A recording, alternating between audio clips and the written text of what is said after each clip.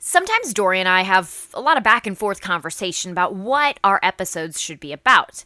We check our Instagram messages, we think about what's happening in the world, who's making news, who's held our attention.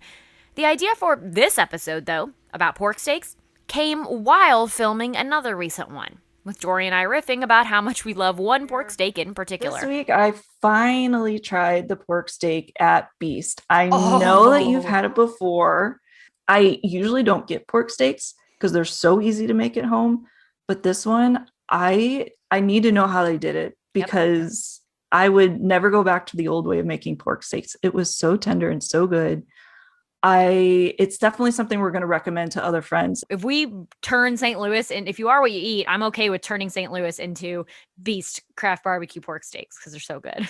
So naturally, I had to ring up David Sandusky at Beast Craft Barbecue.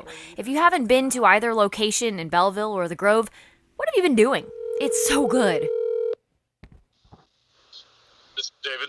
Hey David, it's Abby. And David himself is a bit of a spitfire, both in life and in describing the addition of the pork steak to their menu. Everybody has their stories about pork steaks in their backyard with Maul's barbecue sauce. Yep, and pork Maul's. steak from Chinook's, and it's the barbecue sauce is always doctored with the family recipe of one of Anheuser-Busch's beers, onions and brown sugar or something like that you add to the sauce. And there's so many of us that tell that similar story of, like what we're used to growing up. And you'd have your dad or your uncle burn the out of the pork steak, and it's thin cut, so it's leathery as and so it's like, it's just a tradition to have like backyard barbecue in that sense. And so what I wanted to do was take that concept and elevate it, because I want to be the guy who doesn't forget where I came from and doesn't forget like who we are and where we are. St. Louis foods aren't snobby. We fry our raviolis and call them toasted. We made up our own type of cheese because it was cheaper. The most sophisticated word we could come up with for our signature dessert is gooey. So St. Louis barbecue shouldn't be snobby either, says Dave. Now, you do pay $19 for a full pork steak because it's, as they say, elevated. It takes a lot of work to make it taste as good as it does. But Dave keeps it on the menu because he says he wouldn't be true to himself or true to the city if he rolled through here and acted like he's too good for any version of the food that's fed the city for generations. Not every barbecue bro in the St. Louis food scene feels this way, of course, bringing in a lot of influences from outside the area, Kansas City, Texas, Memphis, Carolinas. But Dave's philosophy, if you cook what you know, what your audience knows, and do it well, it's delicious. There are some who walk in and they're like, why the f*** would I spend $19 on a pork steak without sides? And I have to look at them and say, because it's f***ing incredible. And until you sit down and actually eat it, I'm not hearing that shit, there is kind of this misconception that the pork steak is going to come out like what they cut into with their Farberware steak knives in their backyards, because that's what we did. And so I wanted to take it to a different level where it was super moist. It was packed full of flavor. There was a lot of impact just in the first bite. You take a bite of it and you're like, holy fuck, I got to take another bite of this thing, because it just blows you back with flavor. That's what I wanted to accomplish. I feel like what St. Louis should represent are these cuts, number one, but also that exploration of grilling and basting, because that's what we did. We grilled and basted. And so Maul's is the classic St. Louis style sauce. It's a little bit thinner. It has some sweet notes. It has some like high vinegar notes and things like that. So I wanted to emulate that to a degree while putting my stamp on it. And what I came up with was a pork steak where it's not doused in sauce. It's not dropped in sauce before it comes out. Or it's not just covered in goopy Kansas City ketchup barbecue sauce. It's actually grilled and basted. And what happens is the sauce becomes a part of it. It doesn't come out sauced, it actually dehydrates into the steak and becomes part of it. So the sugars start to caramelize, and you'll get this charred fat with these caramelized sugars on the edges, and it takes that sauce flavor profile to a completely different stratosphere. It's honestly not that great of a table sauce, but when you use it in this format, it's fucking perfect and incredible for what we're trying to achieve with the pork steak. So it's paying that homage to where we come from with the cut, with the style of sauce, with the grilling and basting, but it's my own. It is what defines us, and it's fucking beautiful. Indeed it is. So today on Abby Eats St. Louis, let's keep this pork talk rolling. We'll stop by one of our favorite local butchers to find out the actual definition of a pork steak, and also what it's come to mean, whether or not this St. Louis food staple will become a thing at cookouts around the country, and their pro tips for your next grill sesh. Then, of course, food news and weekend planner. St. Louis summer. You gotta love her. She might be an unpredictable, sweaty little thing, but she's got so much to offer. The late sunsets leave so much room for that classic summertime supper, cold beer, crunchy chips, some kind of veggie so you can call it a well-rounded meal, and a pork steak fresh off the grill. If you did it right, you know the secret to what winds up on the plate begins long before it gets there. You gotta get the good stuff. So, since you did do it right, you got yourself a nice cut of meat. You waltzed up to the deli counter and ordered yourself the butcher's cut of the only part of the pig qualified to be called a steak. And in St. Louis, one of the finest counters to waltz up to is at Kenrick's Meat and Catering near Afton. We like to call it the Disneyland of meats. You think that'll catch on? People come in St. Louis and be like, I gotta go to Disneyland of meats at some point. We like to think of ourselves as possibly being Ted Drews, the Ted Drews of the meat market someday. Okay, well, I would rather that happen than Ted Drews try to get into the meat market. Yeah, there you go. I would agree with you on that. Because it's really more like a specialty grocer with dozens of varieties of sausage and bratwurst, a whole spread of fresh sides and salads, made in-house potato chips and specialty cheeses, a variety of seafood. It's a good place to shop if starting with good ingredients matters to you. I headed to the basement there to chat with the pros. I'm Mike Bassey, operations manager of Kenrick's Meats and Catering. Awesome. And I'm Steve Wyman with Kenrick's Meats and Catering. And your title? Jack of all trades. There you go. I like that. They're also besties. When you have people coming in here, how frequently are they requesting pork steaks? Well, I'll tell you, we service about 100 restaurants also. So we sell pork steaks to restaurants, we sell pork steaks to fundraisers for Boy Scout groups and stuff like that, and then retail as well, and then we also do them for catering. So we're in the mark of selling about 100 to 125,000 pounds of pork steaks a year. So it's something that our butchers are doing every day. I mean, we cut pork steaks year round, and we sell a ton of them. When you guys are talking to people in this business, or not in this business, but from outside the St. Louis area, how do you describe what a pork steak is? Well, it's a center cut to a pork butt. So you're getting the bone section of a pork butt in a steak format, and it gives you that bone-in flavor that makes that pork really delicious. Mm-hmm. That's kind of the technical way of describing it, but I like to say it kind of tastes like ribs, but a steak made out of ribs. You know what? That's the only pork piece that's called steak.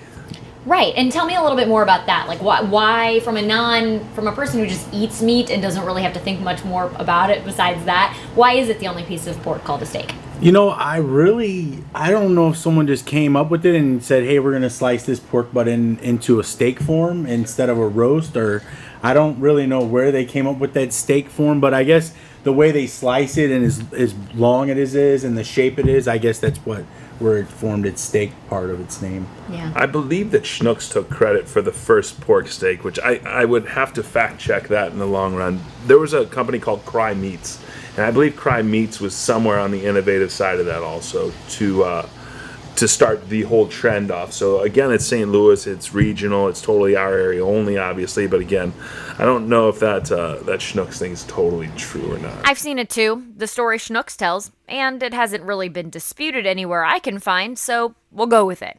Don and Ed Schnook came up with it in the 50s. They're part of the second generation of the grocery store dynasty, though that's sort of a bougie word to use here, I guess, dynasty, when the whole point of their idea was to offer a cut of meat that you could grill up like a steak, but less expensive than beef. So you could more affordably serve it up to your whole family. It's a St. Louis thing that we talked about, but I do ship those all over the United States to those people that are St. Louis bred but have been transplanted elsewhere, that I'll ship to California, New York, Florida, Arizona, everywhere in the United States that they have moved out of here, or they want their kids to have it, or they miss it because they don't sell them everywhere. So it's kind of a unique thing that's kind of cool that we do also. Do you think this is something that might eventually be a little bit more commonplace? I don't know. Like when we go to Florida and we go down to the butcher shops and we ask them for a pork steak, I mean, they kind of look at you like, what are you talking about? You know? So I've been, like, if I'm driving, I usually bring my pork steaks with me. But I have been to a butcher shop down in Florida and actually said, hey, can you take the pork butt and slice it like this for me? And they've been able to do it. But who knows? I mean, it could eventually travel. I mean, I guess, I don't know, like toasted raviolis or Provel cheese, you know? Yeah, which like still confuse people, but they've also been around for so long that in some ways it's like, well, if it hasn't made its way around the country yet, maybe it never will. But now people are starting to know about like gooey butter cake and things like that, so who knows? I mean, St. Louis is getting cool again. They have a version of a pork steak in Florida called a blade steak, but they cut it on a different angle, so it's really totally different. Like Mike said, when we travel, we take coolers full where I'll take extra pork steaks and I'll be sharing them with the guys around the grill, and then those are some of the people that I'll end up shipping more meat to. So it's kind of a unique thing to have this St. Louis item that people bring and they get to try, and they're like, oh, I've tried this in this format, but it's never like this, or pulled pork, which everybody's familiar with, but it is totally a unique steak. Do you guys think it's fair to reduce it to kind of a poor man's steak?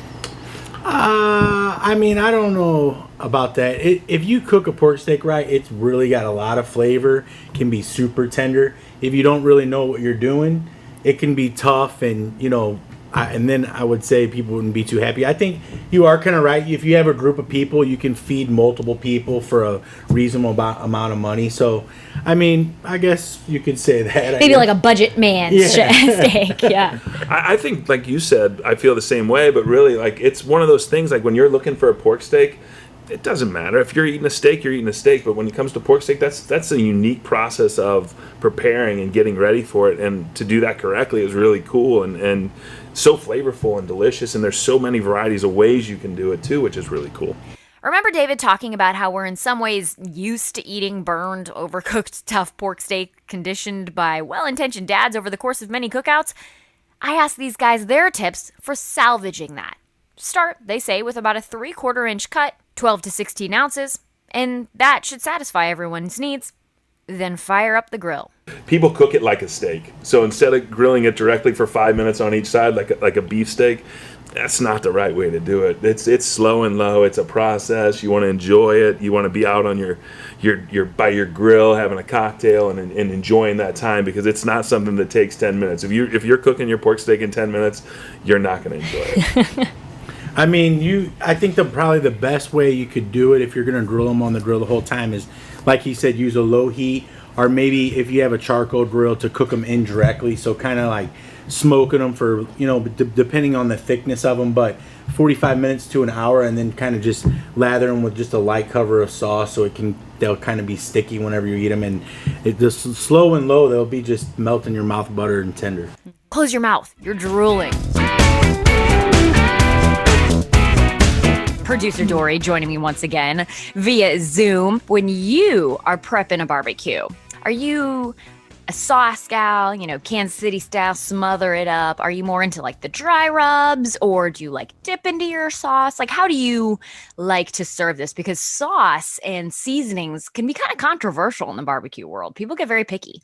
Yes. So for the most part, dry rub, just a dry rub, no sauce, maybe a little bit of dipping.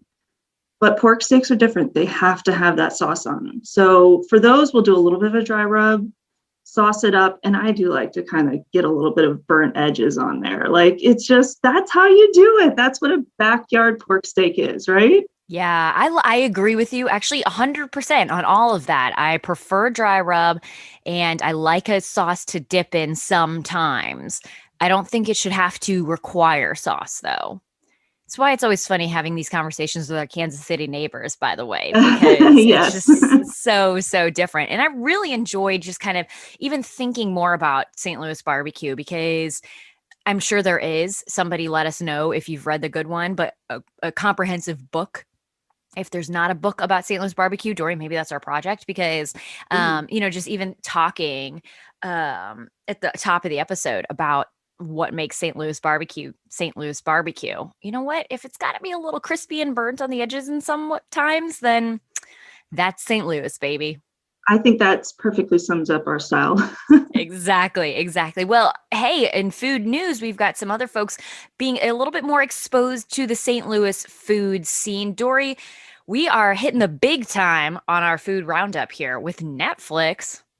Yeah, so speaking of crispy, we are featured in a brand new show called Fresh, Fried, and Crispy. It's on Netflix, and 3 of our favorite St. Louis spots made it on this show. So essentially, it's a host. His name is Dame Drops. He goes around to a bunch of different cities, tries what makes their food scene what it is. So he came to St. Louis. He went to Zia's on the Hill, Sweet Art in Shaw, and Grace Meat and 3 in the Grove. I won't give any spoilers because this is coming out Wednesday, so I don't want to give any spoilers about what he tasted. But I will say that St. Louis food just blew his mind. So just know that going in. And he also said that the Lou treated him well. So that show, Fresh, Fried, and Crispy, coming out on Wednesday. We put this up on our website, and it was one of our top stories. So happy to see these St. Louis establishments getting a lot of cred as we kind of come out of the pandemic. What do you think about the selection of those 3 restaurants for him to go to? I think that's a good variety. I mean, you have to go to the Hill. And when he went to Grace Meat and 3, he got some of the barbecue, a little bit of the barbecue side of St. Louis. So I don't want to spoil that. And Sweet Art, I think, was a great addition too, just to kind of mix it up, because you don't hear a lot about them. They're kind of in the news here and there. So I really liked that he went a little bit off course as far as, he didn't just go to Ted Cruz or any other kind of typical place like that. Right. I agree with you on that. Though that being said, I kind of wish he could go to more so that he could go to, the Ted Drews. And I think it'd be great to show him some of the different places like on South Grand. I don't know. I feel like the food tour, it's great to see people getting introduced to it. And there's always going to be a bigger list. And one of my favorite things about being able to talk about food in St. Louis is that we're in a town that doesn't agree on a whole lot of things, and we're not always proud of the same things, but my goodness, are we proud of our food scene? And I love that. And there's a lot to be proud of, a lot of different varieties. Exactly. Hey, speaking of variety, Dory, and one of the new variety hubs, if you will, a place that's going to just have all sorts of everything for everyone. A little bit more news coming out of the City Foundry.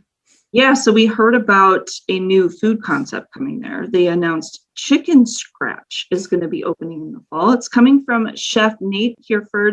He was the executive chef at Gerard Craft's Niche restaurant. He is a classic St. Louis story. He's from here. He worked here. He went out to California. He got kind of recruited to do some projects out there, and he boomeranged right on back to his hometown. So he said that he's excited to be serving up rotisserie chicken with seasonal sides inside City Foundry.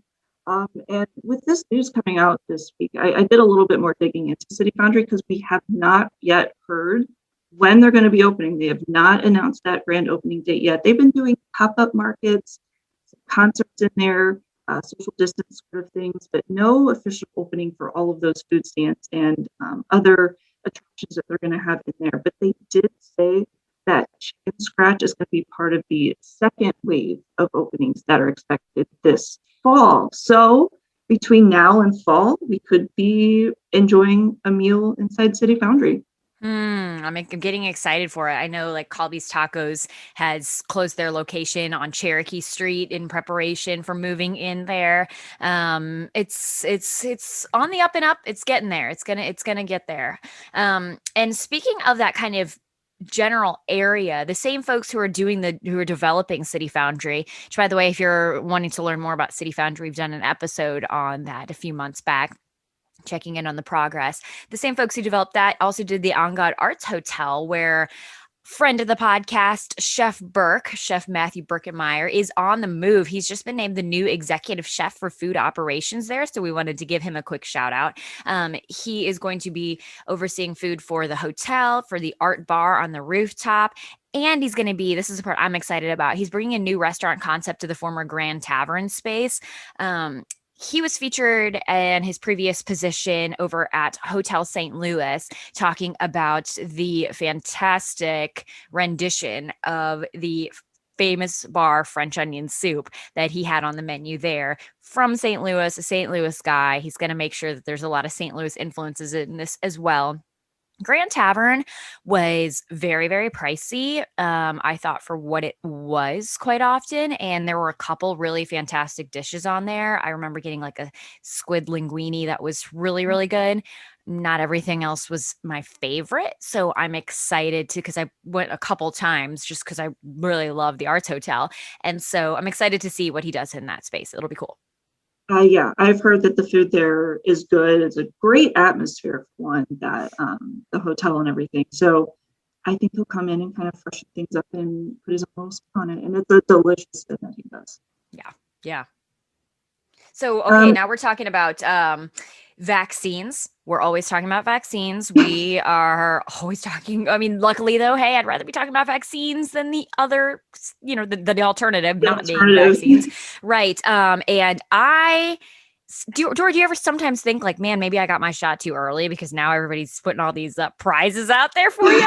A little bit, yeah. There were a couple of things early on for sure. Well, if you're an Illinois resident, now is a great time to have your shot because you can get a free beer or a shot for getting your shot. So last week, Governor Christopher signed a bill that allows retailers and bars to offer a free beer to those who've been vaccinated.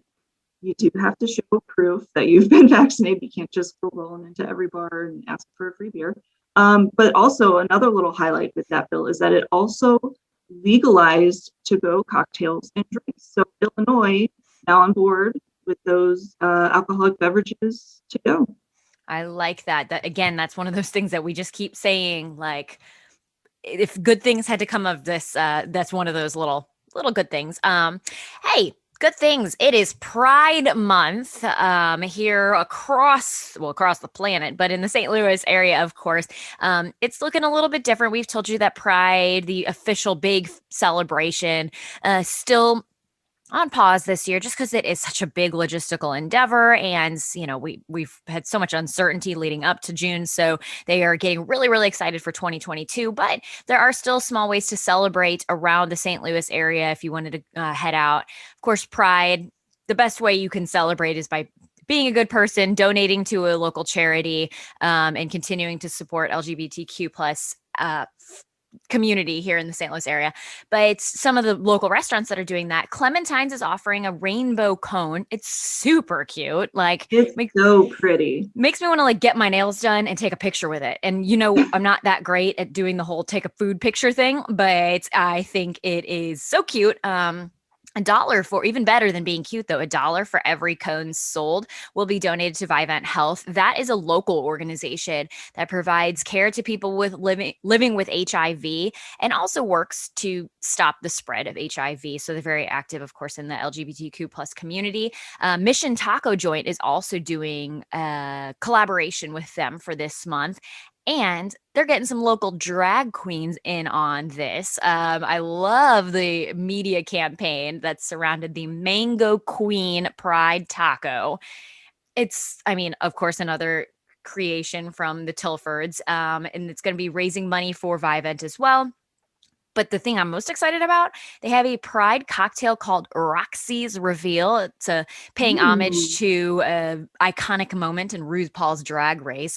And it is described as a bright, boozy daiquiri riff that has edible glitter in it. So yes, everything coming out of Pride St. Louis is quite Instagrammable. So it's about more than just that, folks. It's about more than just the pictures and the rainbows and the glitter. But my goodness, if it can be about edible glitter, then that's a fantastic addition too. Exactly. And helping a great cause in the meantime too. Absolutely. I think I want to sprinkle edible glitter on everything I eat this upcoming week. I think that just sounds fun. I think that's a great, yeah. Yes, I fully support that. Why not? But Dory, what's the best thing you had to eat this week? Well, speaking of the Clementine's cone, so after the best thing I ate this week, we went over to Clementine's and one of my friends got the rainbow cone. So it was very pretty, even in person, not just on Instagram. Yes. So the best thing we did eat though, before the ice cream, I finally made it over to Louis on Demand. I've never been, I've been wanting to go for so long, finally made it over there. Went with Jason and a couple of our friends for a little Saturday night out on their patio, and it did not disappoint. Everything I tasted was just so good, so fresh and amazing. And we had a whole spread. I tried to take a picture of our table spread. There was just food and, cups and wine glasses everywhere. It was amazing. We started with the prosciutto and Parmesan. The prosciutto was very tender. Prosciutto done wrong can be really bad. It can be Stuck in tough. your teeth, yeah. Yes. This was done absolutely right. So it was delicious. We also got a pizza to share, which was like a perfect appetizer. At first I was thinking like, oh my gosh, this is going to be too much food, but we gobbled that pizza right up. We got the broccolini and ricotta pizza. It had like a really great kind of spicy chili sauce on it. That was really good. It was delicious. For my main entree though, I got the cavatelli pasta special. It had a lemon butter sauce with broccolini and sausage. It was so bright. You'd think that eating pasta out on a patio on a St. Louis spring kind of muggy summer night might be the wrong idea, but it was really bright and light and really easy to eat on a cup of warm St. Louis night. But it was delicious. I didn't finish mine because I also had to taste what Jason was having. He had this fish special. I can't even remember what fish it was, but it was great. Had a really good couscous with it. But also just like the scenery there in that spot. It's a great row of restaurants and things you can kind of go and up and down the street and taste. There was a beautiful sunset that night. And then also to top it all off, the table across from us, there were a few blues players sitting there. So I got to stare at Alexander Steen my entire dinner. It was great seeing him. And Oscar Sundqvist was there too. It was awesome. Okay, so I'm gonna be completely honest with you, Dory. I was there on Saturday, and we wound up going by. We didn't wind up sitting down because it was late night, and we wound up getting some drinks at Barrio because we just wanted drinks and snacks, and they were a little bit busy. But I'm looking at this table, and I'm like, I'm so face blind, and as a TV news reporter, I should really be less face blind because I'm looking, I'm like, oh my God, that is Steen.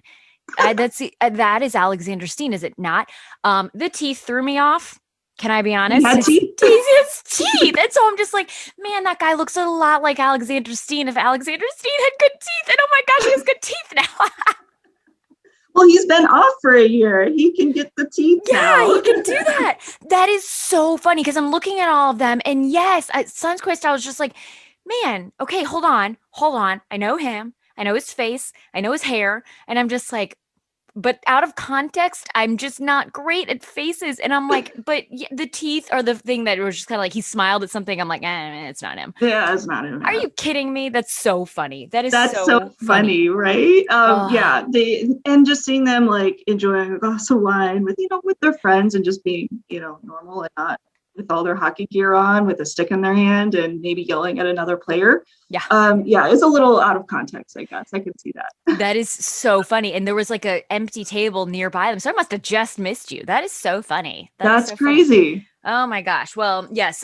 Anyway, wow. St. Louis. That's a St. Louis summer night for you right there, Dor. The only thing you were missing was Drake there for his third time. Exactly. That's the other famous claim to fame for Louis there. So on Saturday, my favorite thing I had to eat this week was on Saturday morning, decided to get a pedicure. That has nothing to do with what I had to eat, but I was just walking around the Central West End, went and was feeling good and feeling a little vacation-y. So decided to just wander in to Yellow Belly and get their brunch there. Was not anticipating doing anything spendy like that on that Saturday morning, but it was what it was. It matched the vibe. Was like, why not? I'm already walking out, and got the Lobster Enchiladas for breakfast. and they were so good. They kind of tasted like a tamale, like the consistency, because sometimes enchiladas are not my favorite, but then the lobster was really good. It wasn't overly seafoody at all, especially for having with coffee. So good. It had like this nice also salsa over the top of it, and it was a good portion. I mean, it was over $20, so it's not, it's a little bit pricey for breakfast and not being a huge portion, but got that as well as the pork belly breakfast sandwich, and that was pretty good. And that's on the less expensive side if you're going to brunch with some friends and you're worried about going to Yellow Belly and spending too much. That one is only about $11, and it's pretty hearty, and it's like super delicious potatoes on the side, and just poured a cup of black coffee and was walking around facing out the window, seeing the neighborhood go by, seeing it be a nice sunny, almost summer day again. It felt good. It matched the vibe. It passed the vibe check, as the kids say. Okay, that's a new one for me. I feel old. I mean, having a 16-year-old sister helps quite often. So we are talking about the weekend of June 11th, 12th, and 13th. We'll spare you the part where we freak out and can't believe it's already mid-June, and just tell you about some things you can do this weekend. All right. So Food Truck Friday is coming back to Tower Grove Park this Friday. There are going to be about 20 trucks there lining up in the park. So you can go and pick out whatever kind of food you want. There'll be a good variety there, plus some live music. So you can enjoy that from 4 to 8 p.m. I did want to mention this parking note because getting in and out of the park can be a little bit difficult. You're going to want to enter through Magnolia or on Arsenal. The Kings Highway and Southwest Drive entrances will be closed. So Magnolia or Arsenal to get into Tower Grove Park for Food Truck Friday this week. I feel like it's good for you to know about as well, just that there are going to be a lot of people driving around in that general area around over by the you. neighborhood. Yes. So this Saturday there is an event. It's a ticketed event, and tickets are about $30, but it appears that they are still available. Happening at the Highlands Golf Club, Forest Park, and it caught our attention because you and I are always I feel like we're searching for that seltzer that we like. Always willing to try. Yes. Always willing to try because I'm jealous of the people who just hang out by the pool and are just sipping seltzers. And I'm like, I like how light they are, but it's about it. Like, I haven't found one that I love. But whether you're like us and looking for something you love, or you're on the opposite end of the spectrum and you just know you love seltzer, they're turning Highlands into Seltzer Land. They're calling it a one-of-a-kind immersive experience where you could spend the afternoon tasting more than 30 different hard seltzers, which, my goodness, that drink space has grown quite a bit. Yeah. They say you can also get some other snacks, a ton of seltzer swag. So if you've got a lake trip planned and you have no idea what you're going to wear and you want to be fully geared up in all of your sponsored merchandise, you can head on over there. And they also say that you are going to have the opportunity for an epic photo shoot. So there you go. I mean, Seltzerland can take over the Instagram even more than it already does on a normal Saturday afternoon. Do you think you could find one you like out of 30 different varieties? I would really hope so. And I feel like if I got through that and I still didn't like anything, I'd be like, well, at least I can say I tried, because that's the thing. I will say that's a thing that people say all the time is like, oh, well, you have to try this one. Well, you have to try this one. Or you just got to try. And I'm like, okay, sure, I'll try it. And then I'm like, man, no. But I'm texting with a friend right now who's very recently saying, oh, well, you got to try this other one from Kona. And I'm like, okay, fine. I'm not going to spend money every time trying that many different ones. So I just need my friends to start trying more unique seltzers and letting me have a sip. That's what I have going on in my house. Jason likes them. He'll get the variety packs and I'll take a sip every time. And I'm like, no, thanks. Can't do it. Because we're just too cool to be seltzer girls, Dory. Yes, give me a can cocktail. Yeah, okay, give me a can. Had the cherry limeade this weekend from beforehand. Oh my gosh, it tastes like a melted popsicle. It's so good. Exactly, it is so good. Yes, I've got one in the fridge that I keep eyeing. And I'm like, I'll save that for a nice summer night. Yes, exactly. Or maybe even, just while you're coming back from a Sunday afternoon shopping, we also got the Summer Makers Market happening at Second Shift Brewing. It's the first market they're having of this year with about a dozen vendors, noon to 4. I love all that the shopping events are like more of a thing, but my goodness, I'm spending a lot of money at these types of events. Well, it sounds like you have more shopping to do though too, because Father's Day is coming up. It is. Father's Day is coming up. Hopefully my dad doesn't listen to this and thinks that I already know what I'm doing for him. So, but hey, we're going to be off next week. We are taking this thing called time off. I don't know. I think it's a relic of 2019. I have a very Feels like it. I have a very faint memory of this, but we're actually going to be off next week. So we'll hit you up on Instagram with some of our things we want to let you know about leading into Father's Day weekend. So make sure you follow us at Abby Eats St. Louis for that. But and maybe revisit one of our old episodes next week while we're off and I don't know, check out Chef Burke or City Foundry or Mission Taco or Clementine's. My goodness, we've got plenty of options. Lots of hits. Ooh la la! Ooh la la! Ooh la la! Abby Eats St. Louis is a 5 on Your Side production. I'm Abby Larico. And I'm Dory Olmos. Special thanks to you guys for listening and for continuing to download and subscribe and leave ratings and reviews. We absolutely love it, and we love to hear from you. Once again, our Instagram is at Abby Eats St. Louis. You can also email us, podcast@ksdk.com. We like hearing from you there as well. Again, we will not be in your feed next week, but then we'll be back the week after that. So take plenty of time to seize the plate.